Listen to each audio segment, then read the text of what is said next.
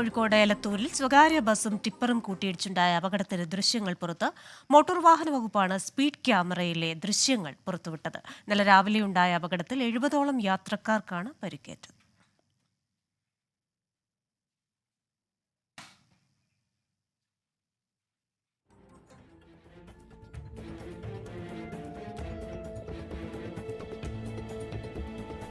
വിശദാംശങ്ങളുമായി ചേരുന്നത് രാഹുൽ സുരേഷാണ്.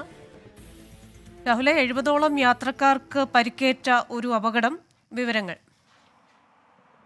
ക്രിസ്റ്റീന, ഇന്നലെ രാവിലെ 8 മണിയോട് കൂടിയായിരുന്നു കോഴിക്കോട് എലത്തൂരിൽ ഈ അപകടം നടക്കുന്നത്. തലശ്ശേരിയിൽ നിന്നും വന്ന സ്വകാര്യ ബസ്സാണ് അതേ ഭാഗത്തു നിന്നും വന്ന ടിപ്പറിന്റെ പുറകിലിടിച്ച ശേഷം റോഡിൽ തന്നെ മറിഞ്ഞത്. ഇതിൽ 70ഓളം പേർക്ക് പരിക്കേൽക്കുകയും ഒരാൾക്ക് ഗുരുതരമായി പരിക്കേൽക്കുകയും ചെയ്തിരുന്നു. ഇന്നലെ തന്നെ RTO മോട്ടോർ വാഹന വകുപ്പ് ഇത് സംബന്ധിച്ച് പറയുകയും ചെയ്തു. അതായത് ഡ്രൈവർ അശ്രദ്ധമായി വാഹനം ഓടിച്ചതും അമിത വേഗതയിൽ വാഹനം ഓടിച്ചതുമാണ് അപകടത്തിന് കാരണമായതെന്ന്. ഇന്നിപ്പോൾ ഇതുമായി ബന്ധപ്പെട്ട ദൃശ്യങ്ങളാണ് മോട്ടോർ വാഹന വകുപ്പ് പുറത്തുവിട്ടിട്ടുള്ളത്.